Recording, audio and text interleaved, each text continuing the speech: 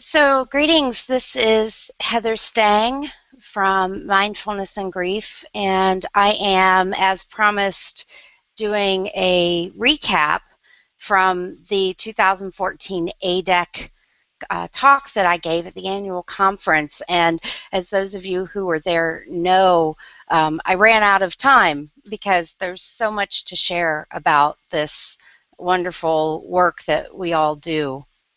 So I want to start today by just a little bit of housekeeping. There's a question and answer box where if you have a question, feel free to post it. This is live. Of course, it will be recorded later. So if you're watching it on YouTube or on my website, you won't be able to post a question, but you can feel free to contact me at mindfulnessandgrief.com. I'm happy to answer any questions that you might have. And for those of you who are watching live, I encourage you to post the questions, and I will do my best to get to all of them. And also, for those of you who are new to Hangout, it's kind of like TiVo. You can actually rewind and catch up, and you'll see a little slider bar, just like you would in YouTube, that you can use. So without further ado, let's get started. So the work that I'm sharing today is based on a program that I developed, which originally was called Yoga for Grief and is now called Mindfulness and Grief, because I really started incorporating a lot of mindfulness practices into it. And if you'll pause 1 second. I was fortunate enough to have a publisher be interested in my work, and we put together this book. Try to fit it in. Mindfulness and Grief, with guided meditations to calm your mind and restore your spirit, which is available on Amazon and a lot of Barnes and Nobles, and also from local bookstores, and you can get it on my website.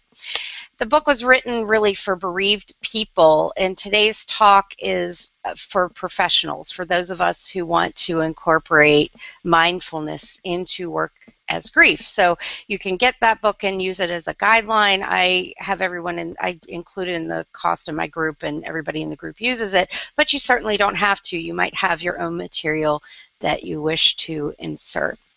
All right, so I'm going to do this mostly through PowerPoint, and you'll get to see the slides, and I have emailed that out to those of you who are at my ADEC conference. And again, if you didn't receive that but would like to, you can email Heather at mindfulnessandgrief.com or contact me through the website. And again, you can use that question and answer box to post questions and comments. And as we go along, too, if there's any technical issues, you can't hear me or see me, please post that as well. So let me get over to our slides. So this is part 2. Like I said, part 1 we did at ADEC, and I covered what mindfulness is. And I love this Sufi quote at the bottom here: when the heart grieves over what it has lost, the spirit rejoices over what it has left. And as we know, a lot of us, when we're bereaved or when we're working with bereaved clients, that rejoicing spirit can be really hard to connect with. And so it's not that we want to tell anyone they should be a certain way, or they should feel like they're going to embark on this wonderful journey, because the reality is, at the time, that's not what's happening for them. And so throughout this process, and I'll touch back on this again, it's important to realize that mindfulness is not about sugarcoating anything. It's really about learning how to have equanimity for whatever is happening in the moment.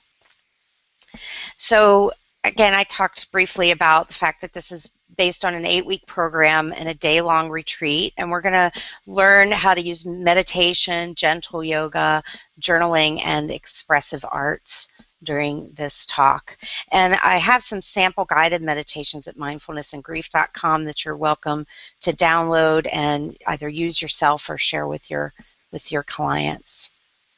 This is based on what I called Mutt Mindfulness. I'm a certified Phoenix Rising yoga therapy practitioner, which informs a lot of what I do. I do yoga up at Kripalu in Massachusetts. I do Vipassana or insight meditation. I read a lot of books by Shambhala, like Shambhala published books, John Kabat-Zinn, Herbert Benson.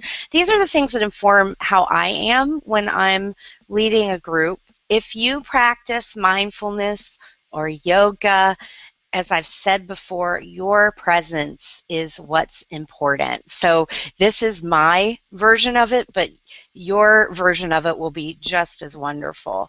I think the important thing is that you have some sort of practice yourself, because then you can speak from the heart about how mindfulness and yoga can help through grief.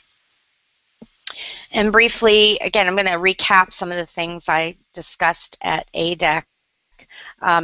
This is John Kabat-Zinn's definition of mindfulness, which I love. The awareness that emerges through paying attention on purpose in the present moment and non-judgmentally to the unfolding of experience moment to moment.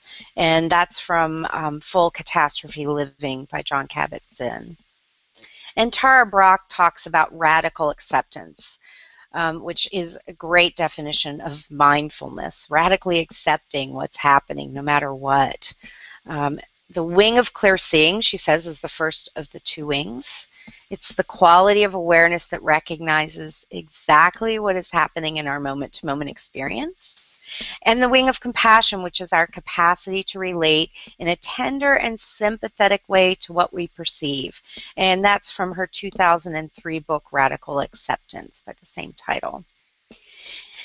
We get to this. How do we get to radical acceptance? How do we get to equanimity in the moment? We start with the 6 doors of the senses, and we'll use these in each of the 8 weeks and in the retreat that we'll talk about. Sight, sound, smell, touch, taste, and thoughts are happening right here, right now.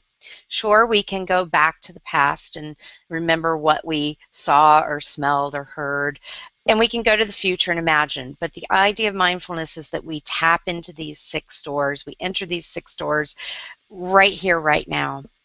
And I always like to stress that thoughts are seen as a sense.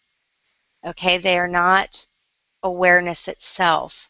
If you think of awareness as that big umbrella that you experience all these under, then as a practitioner and as a bereaved person, you can recognize that I am not my thoughts. Thoughts are just one aspect of my experience, and that's so useful and helpful when we're grieving and when we're stressed out. And then we also do formal and informal practices, and today I'm going to get to go a little deeper into that. Formal means you plan it. I'm going to go sit for 20 minutes, or I'm going to go do an hour of yoga. Informal means it's spontaneous. So you're standing in the grocery store and you decide to scan through your body and notice what parts of you are holding tension, or you're at work and you take a deep breath with the intention of relaxing or just becoming present. Or maybe it's really paying attention when you're in a conversation with someone. I always like to stress, too, that mindfulness is called a practice because you don't have to do it perfect. Isn't that a relief? I interviewed for the book, and I shared her story, a woman named Mary, whose husband had died in a glider collision.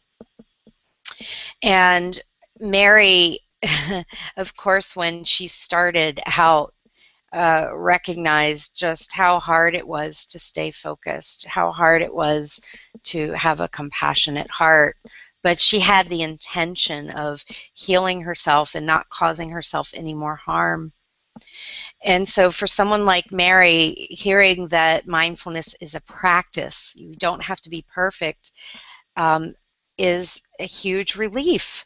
She had told me in our interview, something I didn't know when she was in the group, that she had created a business plan for grieving. Mary was a businesswoman. She worked for an insurance company and had an important job. And so she read all these books on how to grieve.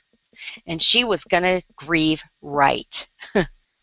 But then she said once she was in it, she realized she had no idea what she was in. And so she just had to go along with it and use her meditation and yoga as an anchor. So the reason why I like to stress this is it's really important every single class you lead to offer this guidance. And I do it even in my regular drop-in meditation classes where people will show up month after month for years. Every week I like to remind us that we don't have to be perfect.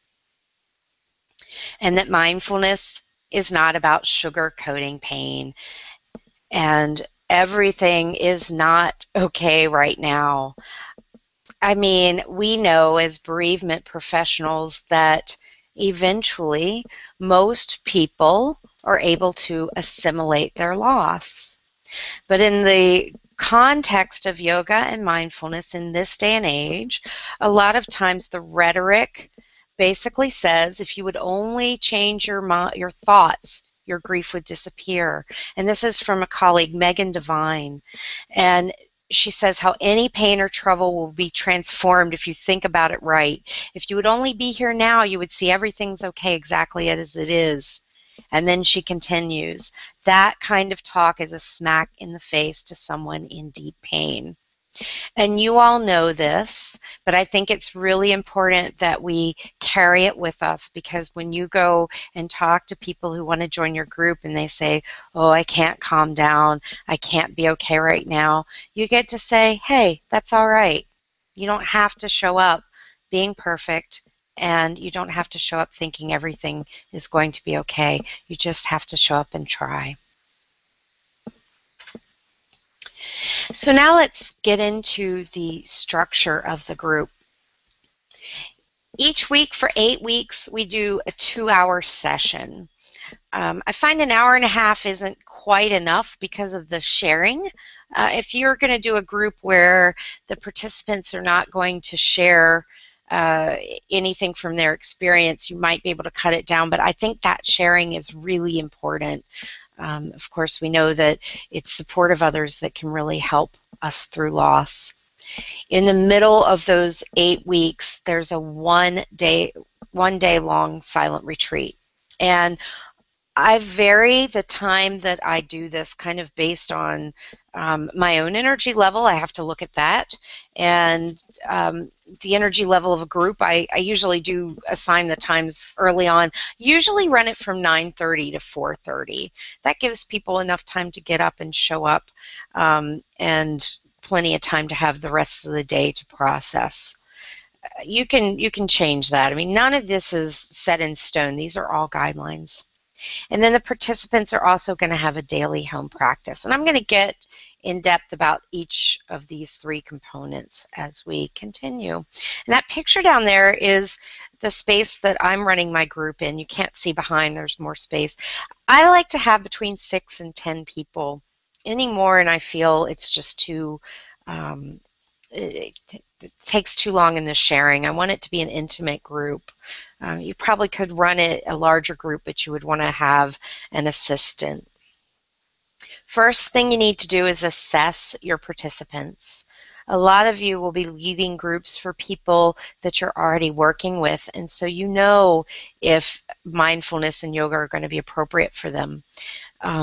Bessel van der Kolk runs a fantastic workshop up at Kripalu called Frontiers of Trauma Treatment, and Dr. van der Kolk is part of the team that writes the entry for the DSM on PTSD.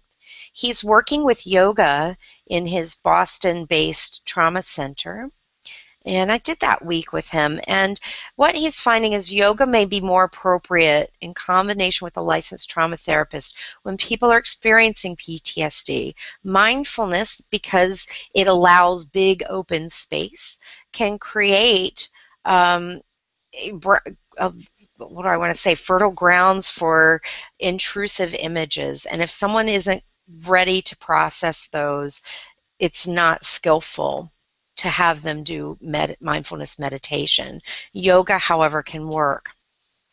Dissociative identity disorder is, unless the person is completely integrated, is something to watch for any type of hallucinations, drug and or alcohol use. A glass of wine here and there is one thing, but if someone is drinking every day, then that's going to, or doing drugs every day, that's going to interfere with awareness. And while they might be able to show up and go through the motions in class, it's not going to help them, and it can create an unsafe environment for them and for the other participants. And intrusive thoughts. Now, intrusive thoughts we have to think about very carefully, because we all have intrusive thoughts from time to time. We ruminate. That's completely normal. So assessing the intensity of the intrusive thoughts, is this what we call monkey mind in mindfulness? Is this that they haven't figured out a way to cope with the thoughts, or is this related to PTSD or hyperarousal? The goals of the group are to ease the physical symptoms of grief. I always start with that. It might be difficult in that first class to help someone calm their mind and regulate their emotions. It'll probably happen for them. But what we can do is start to ease the physical symptoms through certain practices. And once those physical symptoms start to subside, there's other things that kick in the body that allow the mind to settle, help the emotions to be a little tamer, improve awareness of the present moment, increase compassion towards self and others, make meaning from the loss, which we know from Dr. Niemeyer's work is important when integrating loss into life, and rewriting our self-narrative, which usually goes hand in hand with that meaning making. So all of these will be familiar to the grief professionals watching this. Most importantly, we're offering hope. We're offering hope that there is a path through. And I always offer that hope through the body. The first thing we're going to do is help you figure out how to deal with the stress that's showing up in your body. And just about any bereaved person you can talk to, or if you have experienced bereavement yourself, if you've experienced the loss of a loved one, you know that it shows up in the body. Some of the physical benefits are lowered blood pressure, a reduction of chronic pain. I just led a workshop for the National Fallen Firefighters Foundation's annual Survivors Conference, and there were about 32 people in there, and one woman, when we went through the introduction, and this was just a 3-hour workshop, this wasn't an 8-week group, she was about to have some surgery on her hip. I don't know what kind. And a part of her reason for being in this relaxation class was because she was very sad that her husband, who died in a fire, was not going to be there to support her through her surgery. And this was her big problem, understandably, not to mention the fear that comes along with the surgery and the grief. And there was another woman in the group who was getting over bronchitis. And after I taught the relaxation response, which is one of the techniques that I teach that was developed by Herbert Benson out of the Harvard Medical School, and he now has his own institute up at Harvard. I went around and said, okay, how did this work for you? Or let them popcorn up answers. The lady who is about to have hip surgery next week said that as the meditation went on, we did, I think, about 17 minutes. She was amazed that it was the first time the pain in her hip had gone away, and that made her feel a little less fearful that her husband wasn't going to be there. And so these are the types of things that can help people get through. It gave her hope, and so I instructed that she practice that every day to her surgery and beyond, hopefully for the rest of her life. And the lady with bronchitis, who was worried she couldn't do the meditation because it involved focusing on her breath, said that she found it much easier to breathe after a few minutes. Okay, so we've just removed a couple of the causes of suffering for these people. And I know when I'm grieving, I've noticed that my personal way of manifesting grief seems to be bronchitis. I don't want to make that a self-fulfilling prophecy for my next loss, but it has certainly been something I'm tracking. And I know that when I practice my mindful breathing, I can feel my nostrils open up. I can feel my breath become less labored, one less thing to worry about. This also helps improve sleep, improve digestion, and ease muscle tension. I could go on about each of these, but I want to get into the basic session structure, which is what you all came for and what I didn't get to dive deep into last round. So here we are. As I said, a session is 2 hours, and we start with an introduction, who's in the room. We do a centering meditation. We do the practices themselves. We do an integration meditation and a closing. I'm going to touch on each of these next. So we'll start with introduction. After the first week, I ask that everybody enter the room in what we call loving silence. The first week, everybody is showing up for the first time, and they're going to be nervous, and they're going to be introducing themselves to each other or not. I try to take a moment to talk to each person, welcome them into the circle. I've spoken to them on the phone before the group. I call them and just touch base on what to wear, what to bring, do they have questions, get a basic understanding of what their story is. But the reason why I have them enter in loving silence is there are going to be some people who want to chit-chat before class, and there are going to be other people who just want to be left alone. And it also creates a nice sacred space in the room. It signals that once we enter this room, we are mindful. And so loving silence means that unless you know that it's time to talk, you hold your silence, not as a way to put up a block, but a way to go inward, a way to be present to your experience. I always set up the room in a circle. And for those of you who are wondering, I always have chairs. And in every single class I do, whether it's a drop-in meditation or bereavement, chairs are important. Not everybody can sit cross-legged on the floor. We may eventually get to that if I have a room full of people who are comfortable with it. By the second or third week, chairs might start to be kind of pushed to the side, and then people can pick and choose, but you want to create comfort and safety. In the circle, during the very first group, I lead a very, very brief breath meditation, maybe 3 to 5 minutes. And then I introduce myself, and I address why each person's here, what our goals are, physical, emotional, psychological, relief of suffering. I give a little background on mindfulness. And then, very brief though, okay, it's not all about me and it's not all about the story. People are going to find their own way through. And then I let each person go around the room and tell their story. Why are you here? Who have you lost? What's going on? How's it showing up in your body and your life? And sometimes that first session, that could take a good hour. I don't want to rush anyone in that first session. This is their chance to tell the story for the first time.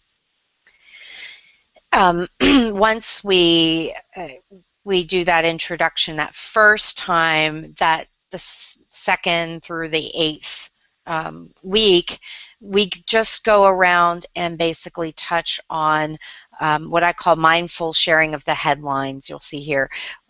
Have you been doing your home practice? And what's your weather report? And by weather report, your emotional report. How are you doing this week? What roadblocks showed up? What hindrances? What do you want to work on? And then every week I do a safety contract. The first week it's much more in depth. The 8th week it's very light, but I always do a safety contract, and that is about honoring physical and emotional edges. And so that means not going over the edge, not allowing pain or suffering to take over. So this comes from Phoenix Rising Yoga Therapy and Michael Lee. He talks about the edge. It's that place in a stretch or emotionally that's just right, baby bear porridge, if you will. It's not too hot, it's not too cold. So in terms of emotions, it's not too intense to the point where we get carried away, and it's not too dull where we're bored. And the way people can tell, the way any of us can tell if we are at an edge, is by watching our breath. If you're holding your breath, more than likely you're over your edge. And so in the yoga practice and in the sharing, I always coach people to pay attention to breath. If you can notice your breath while you're talking or stretching or meditating, then you're in the present. If you stop noticing your breath, you're not in the present. You're down a rabbit hole. And so that safety contract is really, really important. So again, that introduction, we do in a circle. Most groups stay in chairs for the introduction for the first few weeks, maybe the entire time. We enter in silence after the first week. We start the circle by me leading a mindfulness meditation or brief body scan. It might be a breath meditation, something to allow them to transition from what they were doing before to here. Then we go around in the circle with a mindful sharing of the headlines. How's your home practice going? How are you doing? What's going on today? What's happening now? And then I invite them to move to their mats and say, remembering to honor your physical and emotional edges. Once they're on the cushion, which for people who are having any type of mobility concerns, they can certainly have a chair next to their mat. And I encourage that for a lot of my people. Most of the people that show up to my class have never done yoga or meditation, and I want everyone to feel comfortable. And so once they're on the cushion or the chair, I lead them through a centering meditation, noticing breath, body, life, and spirit. And that usually could take anywhere from 5 to 20 minutes, depending on the day. It tends to be longer in the earlier weeks, but you'll find as the weeks go on, people tend to get centered a lot quicker, especially if they're doing their home practice. And then I ask them to formulate an aspiration or an intention for their practice. And if they have a journal next to them, I encourage them to write in their mindful journal. And so a mindful journal is something that I ask them to bring with them every class, and they're allowed to write in that anytime. They don't have to wait for me to instruct them. And, you know, why would I make them do that? You know, they can write in it whenever they want. But I will give them certain cues along the way. So after they've formulated that intention or aspiration, I'll say, you may want to record this in your mindful journal. And what was really cool in writing the book was going back and interviewing past participants and hearing some of them recall their journal entries, or one, I think I shared Frank's story at ADEC. He actually brought his journal with him to the meeting and shared some entries, his aspirations and his intentions, and that was a really neat way to chronicle his journey, and he still writes in it today. So once we've done everybody's gathered, they've gone to the mat, done the centering meditation, and set their aspiration for practice, we do the basic session structure. You can do just about anything here. That's what's really cool. If you are an experienced yoga practitioner, you could lead gentle yoga. If you are a meditation instructor, you could lead meditation. If you do guided imagery, while that is not technically mindfulness, you could rework this thing and call it, you know, relaxation for grief, or whatever you want to call it. That's fine. These are the tools in my toolbox. These are some of the tools in my toolbox. And I'll call attention to this picture over here on the right. This is my friend and colleague Amy Archinall from the New Orleans Yoga Therapy. This is a type of yoga that we do, that she does and that I do when I'm leading these groups. This is not hot yoga. This is not vigorous yoga. This is restorative, relaxing yoga. I have tons of blankets that I use to prop my clients up. And I might go around and ask permission to lay my hands on someone as Amy's doing a little neck adjustment there. But again, you can substitute your type of yoga. So here are some of the things I do in addition to yoga. Guided relaxation. And I mentioned in the talk in Baltimore that I usually start the first week with relaxation. I don't start the first week with mindfulness. In book form, I think it works where mindfulness is the very first chapter. In reality, that first class, if we've done an hour of sharing our stories, there's a lot of intense emotion to hold in that room. And so everybody goes to the mat, they lay down, maybe in a way you see here, and I take them through some type of relaxation exercise. Progressive muscle relaxation, which many of you are probably familiar with, where you systematically tense and release muscle groups in the body. And a body scan, where it's simply bringing awareness to parts of the body. And the body scan is something that can be done lying down as a way to relax. You can also use it in subsequent sessions, standing up to cultivate more awareness. And you'll find you get two kind of different quality of results with each of these.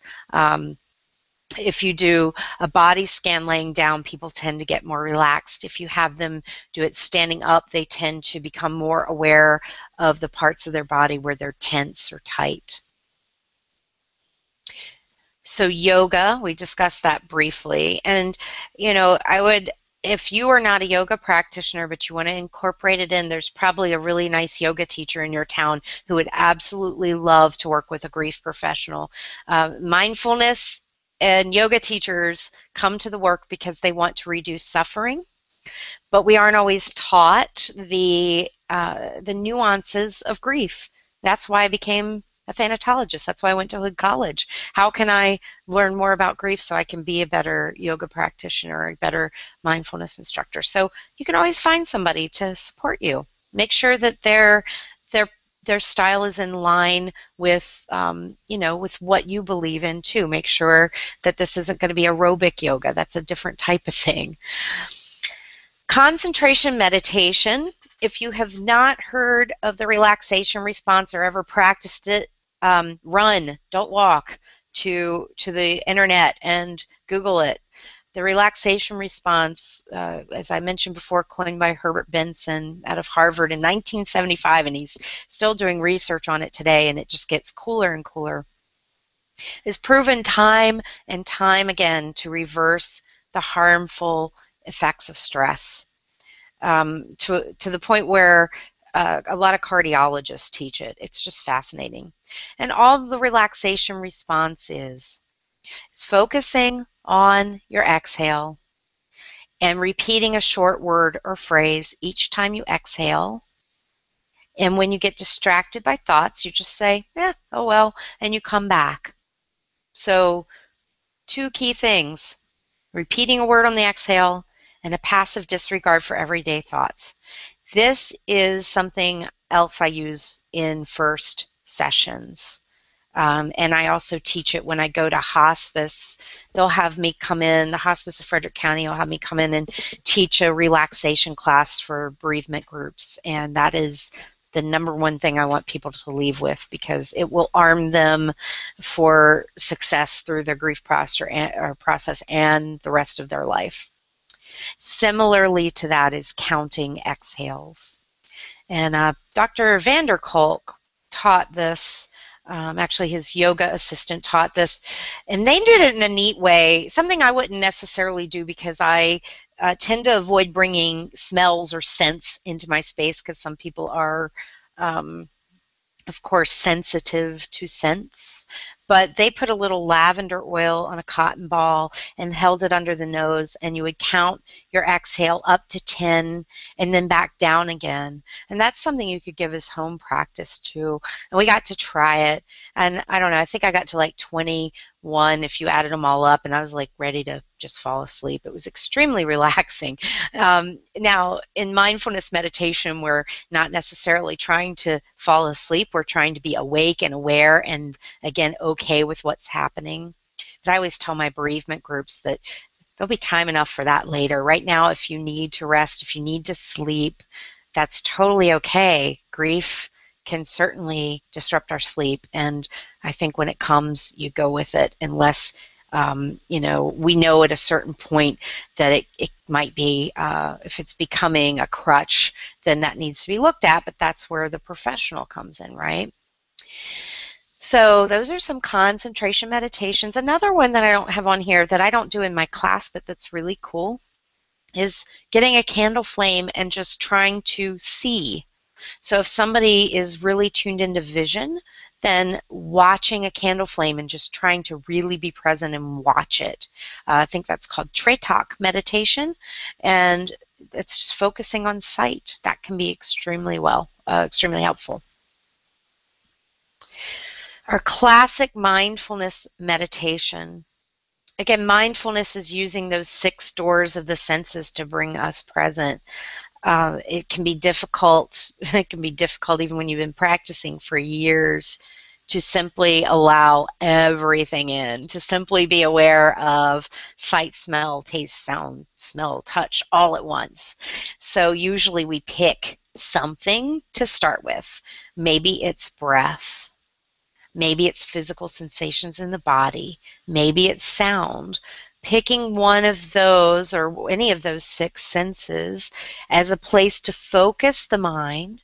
And once you feel tethered to the present moment, once you feel anchored to the present moment, you can start to expand that awareness and let other things in.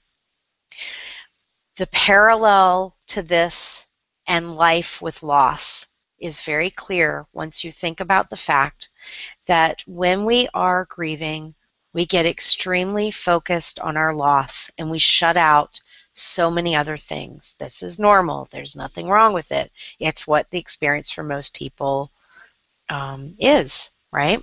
We are focused on loss. We don't pay attention to the fact that it's a nice day outside or we need to eat a healthy meal or whatever, because all of our energy needs to be focused on this assimilation.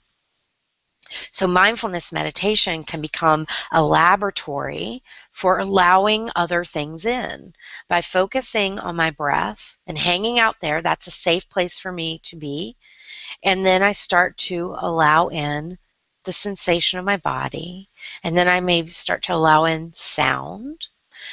And then maybe I notice a thought.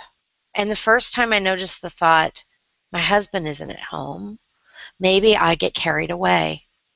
And then I catch myself, I come back to breath. And maybe the 200th time I sit down to meditate, maybe the 50th, I notice my breath, I notice my body, I notice sound. The thought, my husband isn't at home, comes back, and I'm able to notice it without reacting and saying, yes, that's true. And I come back to my breath. It's not about shutting it out or pushing it away. It's just about noticing it without going down the rabbit hole of the story. Compassion meditation, which is metta practice. It's a formal practice. I'm going to talk more about that when I get into the retreat section of this talk. Metta practice, actually not retreat, I'm sorry, when I get to the Compassion and Forgiveness week. Metta practice is incredibly powerful, and I think everybody should do it every day. I think I should do it every day. Sitting with dignity is just simply sitting in your mat on your chair with dignity. This goes back to a story of the Buddha, right before he was the Buddha, okay, right when he was in the throes of enlightenment. He had some signs that told him he was about to become enlightened, and basically his trial was he decided to go sit down under a Bodhi tree, and the trial was he had to just sit there through all of the things that were thrown at him by this demon devil named Mara. And so, you know, he was thrown images, hallucinations, mean words, fiery arrows from the demon army, so the story goes. And the Buddha just sat there with dignity, accepting it all. This too, this too. And he didn't give in. He didn't do battle with Mara. He didn't run away. He didn't numb himself. He just sat through the whole thing until Mara was eventually completely wiped out and went away. And that's when he became the Buddha. So this idea of sitting with dignity, if you can, maybe even at your computer right now, just take a breath and roll your shoulders back, open your chest a little, and imagine sitting with dignity. That is a great one during the week where we discuss strength, but it can be used anytime. And then in my toolkit, I also have drawing. So mapping the body is a practice that I do either during the first week if we get to it. Again, if you have all this sharing of stories and then some relaxation, we might not have time to do a standing body scan. So sometimes this shows up in the second week. It just depends. But drawing, what I do is I have people stand up and do a standing body scan, which you can find instructions for body scan in my book or in other people's books or on the web. But you basically have them go through it, and then you have them actually draw an outline of a body, of their body, and then using 3 different colors of crayon. I love crayons, or colored pencils if you go that route, but crayons just kind of take away all intimidation. One color they color in the parts of their body that felt pleasurable, another color for unpleasurable sensations, and another color for neutral. And then they use these 3 what are called feeling tones as home practice. And they have to celebrate the parts of their body that feel pleasurable, get curious about the parts that feel neutral, and attend to or spoil the parts that feel unpleasant, maybe by getting a massage or taking a bubble bath, or, you know, maybe eating a healthy diet. Whatever it is that shows up for them, they get to decide what the next step is. So I'm going to pop back over real quick, or try to pop back over to the actual Hangout here, and just remind you that if you have any questions, that you can put them in the box, or if you're having any technical issues, there's a Q&A box, I hope anyway, and you can post it there and I will try to get to it. All right, so let me pop back to my full screen.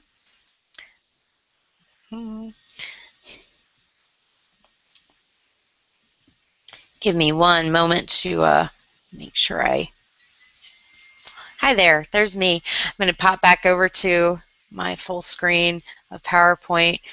It's the first time I've done this without an assistant, so thanks for bearing with me on the technical. All right, so after we've done all of the, not all, I'm sorry, after we've done probably about 45 minutes to an hour of any one of these things, any one of these things in the toolkit, then we do an integration meditation. And I use what I would call some insight meditation. That's a specific type of meditation where you do some inquiry into sensation and emotion in your body, and how is this showing up? How is my emotion showing up? And now that it's here, what can I do with it? And I also use a little bit of Phoenix Rising Yoga Therapies integration, where we review what happened during the session, what stood out for us during the session. Now that we're aware of it, what are we going to do with it?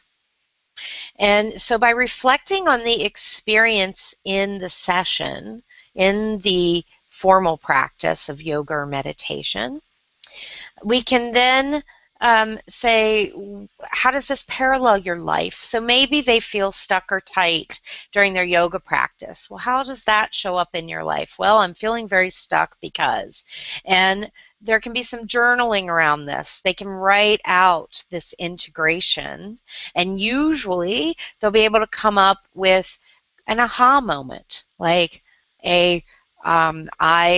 going back to Mary's story, where she was able to recognize that being angry and hurt, and I mean, rightly so, angry at the pilot that caused her husband's death, that feeling that anger was harming her more than it was doing good, and that she needed to figure out a way out of that anger. That was her aha moment. So then from that aha moment, from that integration, we come up with an action step. What are you going to do outside of class over the next week, something that is time bound, that they can say whether they did it or not? What are they going to do over the coming week to address that? So we aren't looking for something like, well, I'm going to forgive the person who caused the accident. That's an unrealistic action step. We want it to be doable, a baby step. Maybe it's, I'm going to spend time this week practicing some compassion meditation, and maybe I can't quite send compassion to him yet, but I'm going to pick someone who's caused a lesser harm and send that person compassion and see if I can kind of learn from that experience. And I always allow a good 10 to 20 minutes of journaling. I remember when I ran my first group, and I didn't think anyone would spend that much time journaling, you know, like, okay, 5 minutes of journaling. People will write and write and write. And a lot of times what I do is I just kind of watch the room, and unless I need to end because of schedule concerns, because I need time for group sharing or whatever, I'll just let it go until a few people kind of start to slow down. You can read the room that way. And then after we finish that integration section, we come back to the circle. If everybody is comfortable on the floor, we just move our mats and blankets into a circle on the floor. The first few weeks, we usually come back to the chairs. People, of course, get a little bit more comfortable on the ground as time goes by. But some people won't because of how the body is, and that's fine. Once back in the circle, I guide a breath meditation, a very brief meditation, because they've just come off of a lot of that, so they don't need a lot of meditation time here to get centered. And then we do mindful sharing. So we go around the circle, and each person is invited to share their intention for their practice, the nugget, which is what stood out for them during their practice, what action step they're going to take, and an affirmation if they have one. Sometimes during the integration, I will ask them to imagine what it would be like if they were already doing the action they were going to take, and what's a word or two that would describe them. So it might be something like, I am calm, I am relaxed, I am whatever. That's their word. And then I discuss what the home practice is going to be for the coming week. And usually I keep this really simple. A lot of times it's just meditation, yoga, and journaling. But sometimes there's extra home practice in there too. That might be something like, imagine your body's a landscape after doing a yoga practice and draw a picture of it and bring that picture in to share. Home practice does not need to be arduous. It just needs to be regular. So even if somebody spends 5 minutes a day breathing, that's something. So we don't penalize people or make them feel shame for not doing an hour and a half of practice a day. That just may not be realistic. So now that we've looked at the anatomy of a grief group, like a weekly grief group, and I'm going to do the retreat in a bit. Let's go through what the weekly topics are. The first one is mindful awareness, how to find refuge in the present moment. This shows how the breath and body can be a safe harbor when overwhelmed or unsteadied by grief. Now, I already mentioned that I usually do this one in the second week and conscious relaxation in the first week. Conscious relaxation is how to care for the grieving body. And so it teaches relaxation techniques that help release tension and steady the mind after a loved one has died. So those concentration meditations work really well here. The relaxation response or counting the breath. Week 3 is compassion and forgiveness. Forgiveness can be a very tough one. And so I like to explain that during a forgiveness practice, it doesn't mean that we are going to completely forgive. It certainly doesn't mean that you need to condone the behavior that caused harm. Forgiving and practicing compassion is about reducing your own level of suffering. So in Mary's case, there was anger, right, at the pilot, and it was eating her alive. There was anger at his family because of some things that came up about money and how his death and the after events were handled. There are formal practices that help us learn how to open our heart to those that are neutral and difficult and those people that we can't even stand. But it is a practice and it does take time. It doesn't happen overnight. So I teach the Metta prayer of loving kindness. In my book, I offer a forgiveness practice. That usually does not come up in the group because forgiveness practice, again, it's a lifelong, lifelong journey. You want to start with compassion. So we teach this first, and then we move on to formal forgiveness practices. In the Metta prayer of loving kindness, and there is a recording of me leading this at mindfulnessandgrief.com. If you go there and click on the try meditation or try mindfulness button, you'll see it there.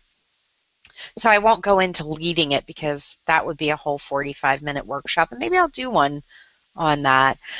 But you send words of compassion to a series of people, words of loving kindness. You start with yourself, which can be very difficult in the West. So some people like to start with the benefactor or teacher, which is number 2. So here we are flipping again. Sometimes we start with someone where there's unconditional love rather than the self. Pets work great, dogs and cats, because that's unconditional love right there. Grandparents work well here. So you either start with self or you start with the benefactor or teacher. Also with benefactor or teacher, it could be a spiritual figure. It could be the Buddha or Christ or Mother Teresa or somebody like that. Then you send words of compassion to a friend. Then you find a neutral person, someone you don't know but you can picture their face. Then you find a difficult person. Now, I always instruct people, do not pick your worst enemy. Pick somebody that maybe you had an argument with over leaving the toilet seat up or down. Something really simple first, okay? I led a group a few weeks ago that actually at the National Fallen Firefighters Foundation Survivors Conference, and everyone in the room, pretty much everyone in the room's level of difficult was unimaginable. No matter how many times you hear these stories, their story of loss was unimaginable. There's so much hurt and anger that happens when somebody dies in a traumatic death that is, you can't fix it in 3 hours, obviously. And although I instructed everybody to not pick their most difficult person, everybody did. One woman whose daughter was hit by a distracted driver. She was a firefighter directing traffic around an accident, and she was killed by someone who just wasn't paying attention. That is not someone that we can easily forgive in a single prayer of loving kindness. So it would probably be more skillful to pick a much less difficult person. So that's a really important instruction. If you're working with people who have experienced a high level of traumatic loss, you really want to do a lot of education around this, because if you focus on the most difficult person in your life, it's just going to create more suffering. It's not going to relieve suffering. And then finally, we send it to all beings everywhere. Back to the difficult person real quickly. One of the first things you learn when you're practicing yoga, if you're actually learning the formal limbs of yoga, is a word called ahimsa, or nonviolence. And that starts with the self. And so being able to recognize when doing a practice causes harm to yourself and back off from it is really important. And that's the same with mindfulness. The purpose of mindfulness is to reduce suffering, not increase it. So it's okay to skip this if you're not ready for it. Some people get stuck way back at number 1 on the self. Sometimes that is the hardest person. So I always tell people to imagine, pretend you could send loving kindness to yourself. Start with that. Week 4 is Skillful Courage, which follows nicely on the tales of forgiveness and loving kindness. Because a lot of times when we do compassion and forgiveness, we realize how vulnerable we are. It's our vulnerability that allows us to feel hurt. And so I call this the dance of strength and vulnerability. It's learning that these two are the same coin, just different sides. Sometimes we're strong, sometimes we're vulnerable, and we have to learn how to dance between the two. For those of you who are grief professionals, if you think of Strube and Schutz's dual process model of coping, here it is. Sometimes we need to be strong and face what's happening. Other times we need to tend to ourselves as though we were tending to a child and be very sweet with ourselves. And so this is where the practice of mindfulness meditation can be put alongside the practice of a concentration meditation. When you're feeling vulnerable, a concentration meditation can work better. When you're feeling strong, opening yourself up to the fullness of your experience, that's when you can do that. So dancing back and forth. Then we get to the day-long retreat. I call it your personal day-long retreat, which it is in the book. Of course, in a group, you're going to be around many other people. And it's a day off from tending to others and an extended period of time to practice and deepen newfound mindful awareness.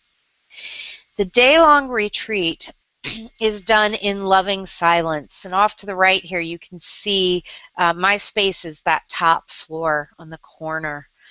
And so there's going to be street noise. We're practicing in a city. Silence doesn't mean you're in a cave. Silence means you're not speaking unless you need to for safety. And so you're allowing whatever happens externally and internally to happen, but you're not responding to it verbally. I recommend everybody try this for yourself. Just do a day at home. Tell everybody in your family that you are not speaking for a day. You will find out so much about yourself. You learn when you're reactive. You'll learn, if you're like me, you learn that you talk to yourself a lot more than you knew you did. You'll have a long period of time to hear your own thoughts without picking up the phone to have a conversation with a friend and hide from those thoughts. It's very powerful. We practice custody of the eyes. Because we are in a room full of other people, custody of the eyes gives us permission to not make eye contact to anyone and not be hurt when nobody looks at us. So we kind of keep our eyes gazed in front of us on the floor. Of course, using your eyes when you need to for safety, but acknowledging that today is about going inward. We practice mindful eating. I provide breakfast. Usually, gosh, I could give you my list. I usually cut up a fresh pineapple, granola bars, yogurt, juices, bananas, just a wide variety of things for people to choose from that also serve as snacks during the day. So I let people know that things that need to be refrigerated are going to be in the refrigerator and they can access those. Everything else will be left out, and They're supposed to be taking care of themselves, so they should be eating when they need to eat. They don't need to ask permission or wait for breaks. Always have bottled water and tea. And then the retreatants bring their own lunch. And I do this for a few reasons. For some people, it might be the first time they've packed their own lunch since their loved one died, so it kind of helps move forward into a new experience, right? That can bring up some things. I teach them to pack a mindfully healthy lunch, so consider, what do you need to bring tomorrow? What do you need that's going to give you sustenance, and is it going to make you feel better when you eat it or not? Mindful eating, there are whole books written on the subject. You can teach it by giving people a raisin. That's John Kabat-Zinn's trick. Or in my little fancy area, you can see them above the tasting room, which is a very fancy restaurant, and right down the street we have this great little fine foods market. I actually use cheese straws and M&Ms because they're readily accessible. You can use whatever you want. But in mindful eating, the idea is to really taste the food and to really experience the process of chewing, to eat with awareness. And that doesn't just include the eating process itself, but considering, where did your food come from? Where did the dye in the M&Ms come from? What family produced these gourmet cheese straws? Whatever it is, classically they use raisins, so it could be, imagining the vine that the grape was grown on. Imagine the farmer tilling the soil. So much like that compassion meditation went out from self out to spiral out to all beings everywhere, mindful eating goes from eating this one piece of food to, where did my food come from? So it connects you with the bigger picture. So we eat lunch in silence. I do provide the mindful eating instruction right before we go off to eat. People are given ample time. Usually I schedule a good hour or hour and a half for lunch, because during that time they don't just eat, they nap, they journal, they draw. A lot of really amazing productive things can come out of that break time. Day-long retreat practices. I rotate meditation, yoga, journaling, and walking meditation, usually in half an hour to 45-minute increments. So the day might start with a half an hour body scan, a half an hour of yoga, and then a half an hour of mindfulness meditation. Although I do, by the way, I do my retreat with the centering meditation with intention at the beginning. We do not start in a circle, because remember, we're being quiet in custody of the eyes. And then I also include walking meditation in a nearby park. Off to the right, you can see Baker Park in Frederick, Maryland. And this portion of the park, just beyond the shrub in front of the bell tower, is a peace park. It's called the Peace Park, and it has a little statue that's got verses of well-being in many different languages, and it's a great place to practice walking meditation. Retreats are usually done on Sunday, and so the bell tower is going off constantly. Usually there's someone up there, and if this is in the spring and summer, playing a song, or of course it rings every quarter of an hour. This can be used as a bell of awareness. I tell people that if you find yourself kind of running off in your mind, use the sound of the bell to bring you back. It's what's happening right now in this part. A lot of times this day-long retreat and the time in the park can be the most fruitful. Most people have never spent a day in silence. It can be hard to go out and walk on a beautiful spring day when someone you love has died and watch other families play. There's usually people playing frisbee and dogs running. I happen to get a picture here where nobody's in it. But that, again, we're not about sugarcoating the experience. We're about bringing awareness, and people can usually talk about how they felt about seeing other people in the park. Or, one woman in a particular retreat, day-long retreat, I remember her saying the joy her husband had died, and she saw children playing in the park, and it made her think of her grandchildren and the joy she has through them, and so kind of opened her up a little to letting some of the light in. Oh, I have a misspelling. I apologize for that. Probably could have, or no, I don't. Never mind. A little dyslexia today. All right, so moving on. Walking meditation is really helpful if people are feeling anxious. You can teach walking meditation by giving people a limited segment to walk in, which means pick two. Here's one I do. Pick two trees, and you're going to walk between those trees until I sound my bell, which my bell is always quieter than the big bell, so I have to usually kind of walk around and ring it a lot. But you're going to walk between two trees for, I don't tell them how long, but sometimes a half an hour. And you're going to focus on stepping, the physical act of taking a step, focus on breath, or you can say left, right, left, right. Another type of walking meditation is aimless wandering. And I give people a geographical limitation because I do not want to have to herd a whole bunch of people back. I keep them within an area that I can ring the bell with them being able to hear it. And the big question is, do we do this whether it's rain or shine? Well, one teacher I had taught that you do it no matter what. If it's raining, it's raining. And I have led some pretty powerful silent retreats in the rain. And people know to bring rain gear. I tell them that ahead of time. But then I read Thich Nhat Hanh saying it would just be silly to walk in the rain. So I think it's up to you. It's up to your group. It's up to how rainy is it. And off to the right, this is a photo that I took of Amy Archinall of New Orleans Yoga Therapy. She had just given me a Phoenix Rising Yoga Therapy session after my stepfather and my dog had died, and it was a very tough session, and I was screaming out that, I just needed a sign that they were okay. And we were in Vermont mentoring for Phoenix Rising Yoga Therapy, and we go outside, and it's been pouring. We're sitting under an awning, and this rainbow, hopefully you can see it, appears. And it doesn't just appear once, it appears and disappears 3 times. And Amy just looked at me and she's like, come on. Now, we don't always get our signs, and you can take that for whatever you want. But it was an incredibly powerful experience, and I used my stepfather's camera, which I was just starting to play with, to capture this photo. So really important session, excellent support from Amy, and a beautiful photograph came out of it.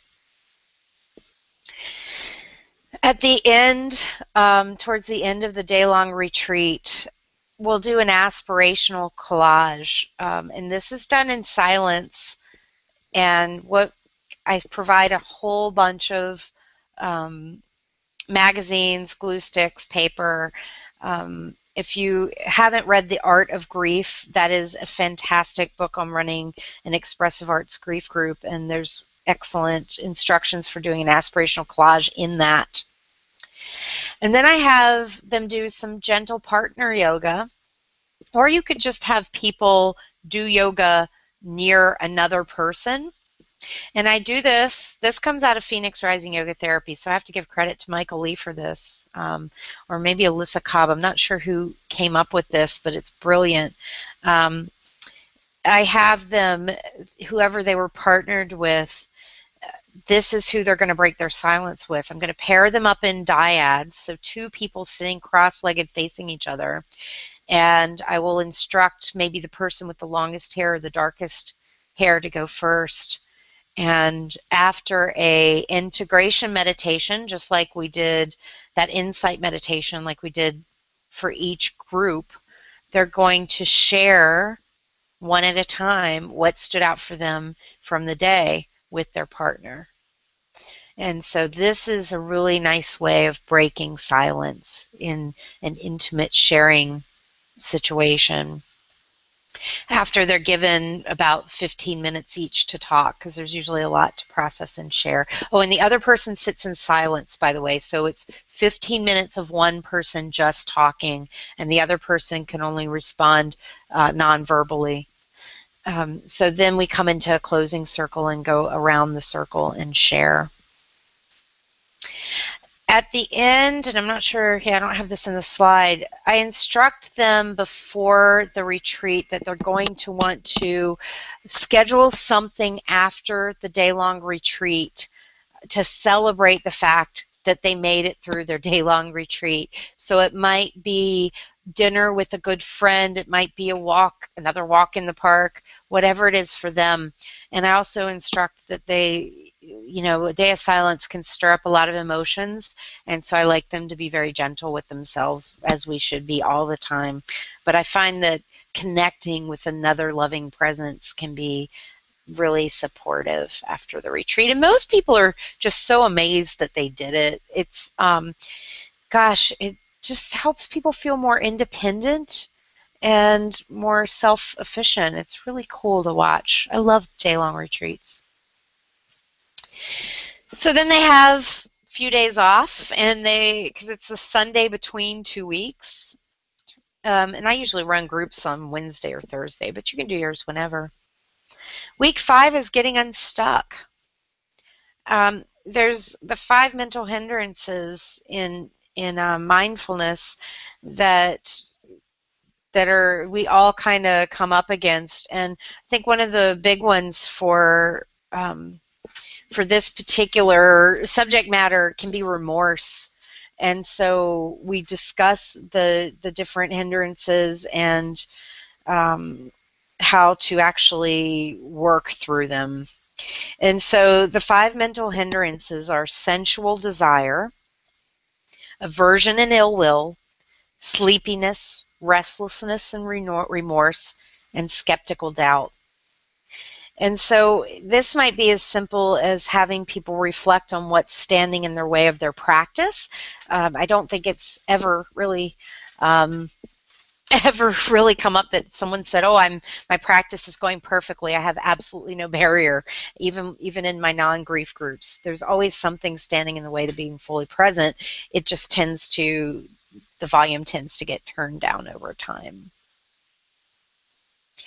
Week 6 is a lot of journaling. We do meaning reconstruction, and one of the activities I have people do is imagining that their loved one had unlimited funds to support a cause. What would it be?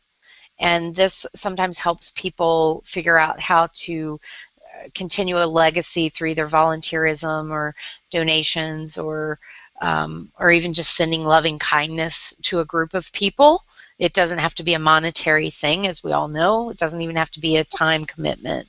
But helping people do that can help them continue down, to live life after loss.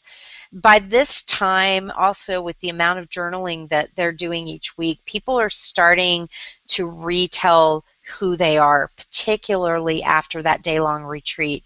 You get to know a lot about yourself on that day-long retreat. And so people start to view themselves differently, and that starts to come through in the journal. In week 7, we continue that theme, writing the post-loss narrative and tapping into the power of meaning making in spite of uncertainty and change. This is the week we write a letter, and the letter starts, "Since I last saw you, I," and then they get plenty of time to write. And what comes out of that integration and the I am statements is usually a recognition of a quality or characteristic that they were previously unaware of, or maybe it didn't exist before the loss.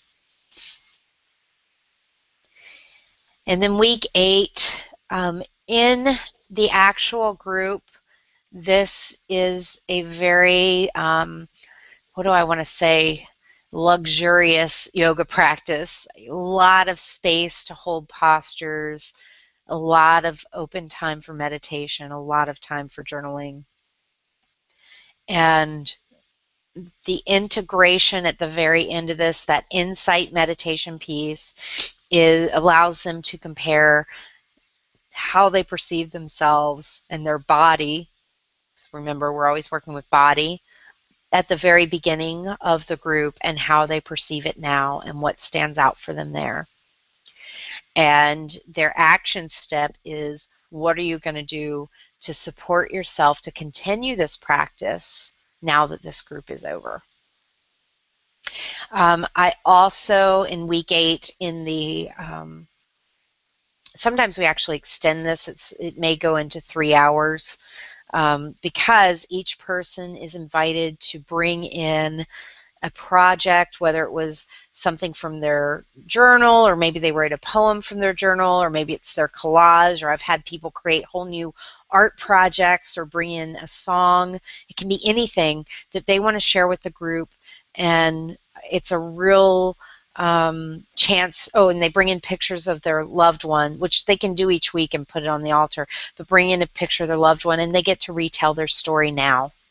And that, gosh, that's my favorite thing. It's like graduation from learning how to be with yourself.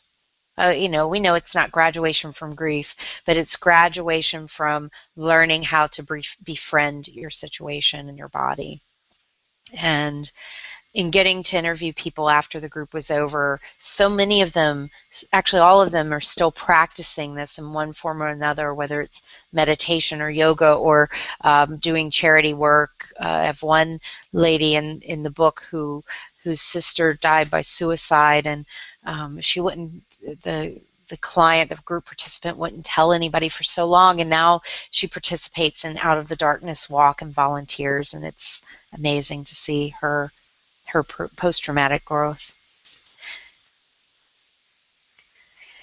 And so I always like to end my talks with a little bit of metta, but first I want to just pop over and see if there are any questions.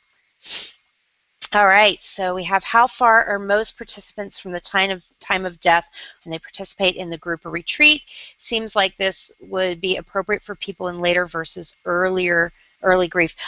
Usually people are either a couple, I would say 2 to 3 months out, up to probably about a year. I need to go back into my my notes. When I do my intake form, people fill out who they lost, how, and when. And I actually, this is a good reminder that I would like to sorry, I'm pressing a button. From Lauren, thank you.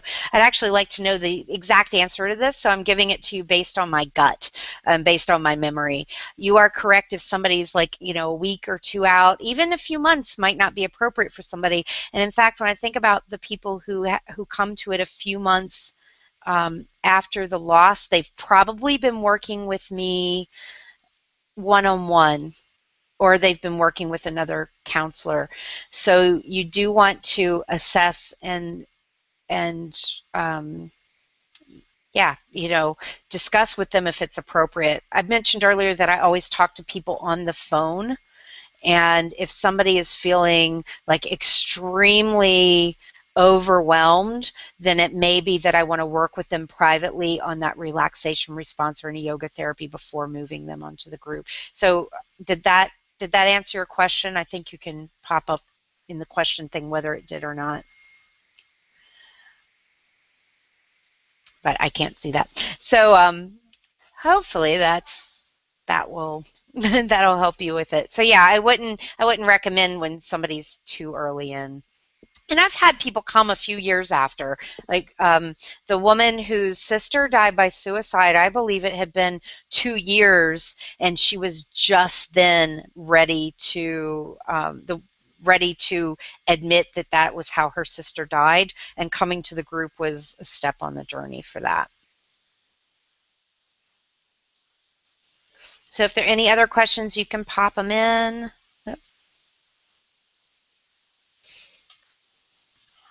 And if not, then we will conclude this with a little metta. May we all be happy. May we all know peace. May we all be free from suffering. Namaste.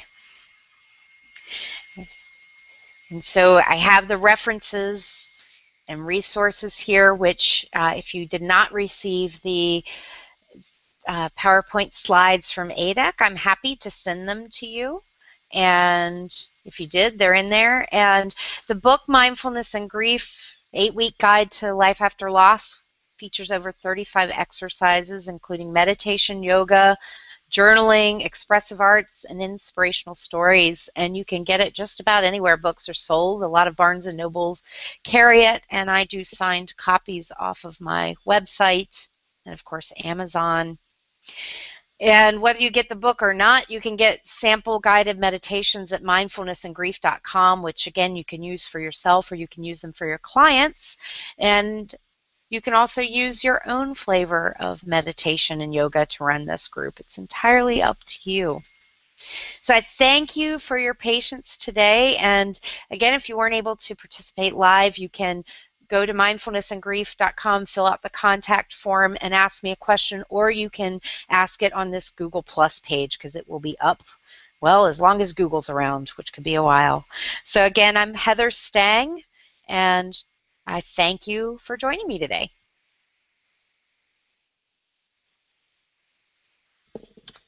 Bye-bye.